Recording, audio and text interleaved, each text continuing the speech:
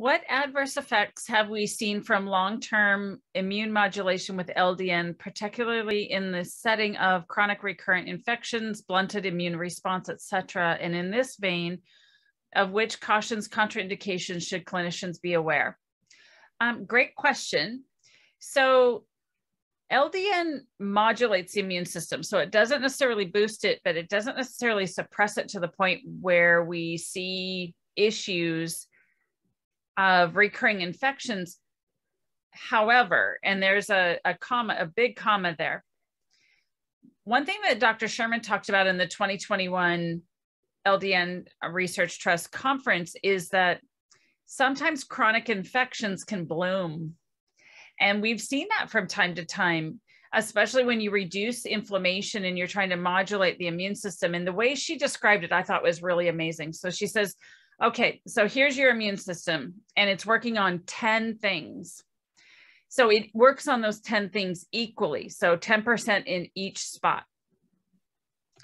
Now with LDN or other issues, 3 of those have now been stopped or they're no longer an issue. So now you're using that 100% of that immune system 24/7 on only 7 things.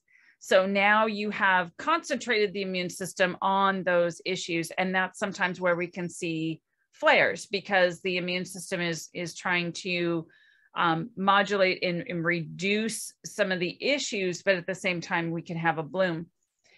And that's also because depending on the source of the infection, the type of infection, you may have some of those spores or cells in different stages of maturity.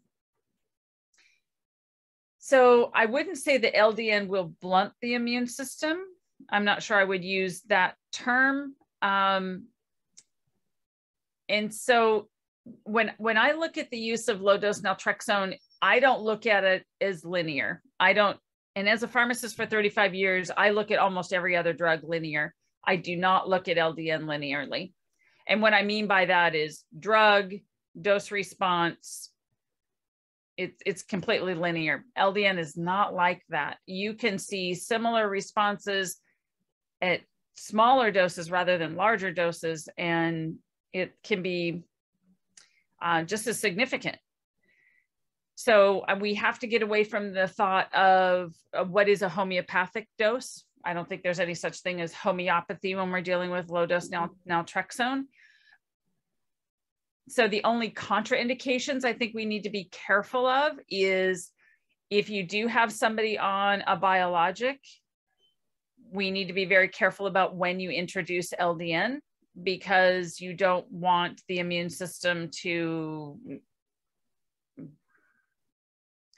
go haywire. You certainly don't want to cause more harm than what you're trying to help with.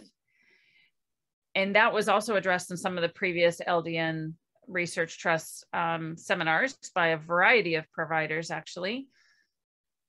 So there's a lot going on in this question, and I think it's a huge, huge topic. And I would love for Stephen and Sam to chime in because there's probably things that I haven't thought of that perhaps you can add to this. I think the issue with trying to answer this question like this, not knowing the case history for the patient, is that we don't know the case history for the patient. Right. I think I mean, you can't really make a general, this is a very general topic, general forum. And I've answered some questions in text that we really just couldn't have answered in this forum because it's too specific. But bearing in mind that while I think really what the patient here might be worrying about is if they're on other immunosuppressants like biologics like you talked about, and then you take LDN, are we going to put the immune system in a nosedive? And are they going to be open to infections and like long-term fungal infections or, et cetera, et cetera? I think the difference is that with LDN, because you're affecting those 2 different systems that we talked about earlier on, while you might be suppressing one might be getting unsuppressed because you're stopping it. So you're stopping something that's causing that to be already suppressed. So as you said, it's a very non-linear drug, and you really need a case history before going into this in too much depth. Agreed. I kind of call it an immune modulator sometimes because it's not always, it kind of goes up and down.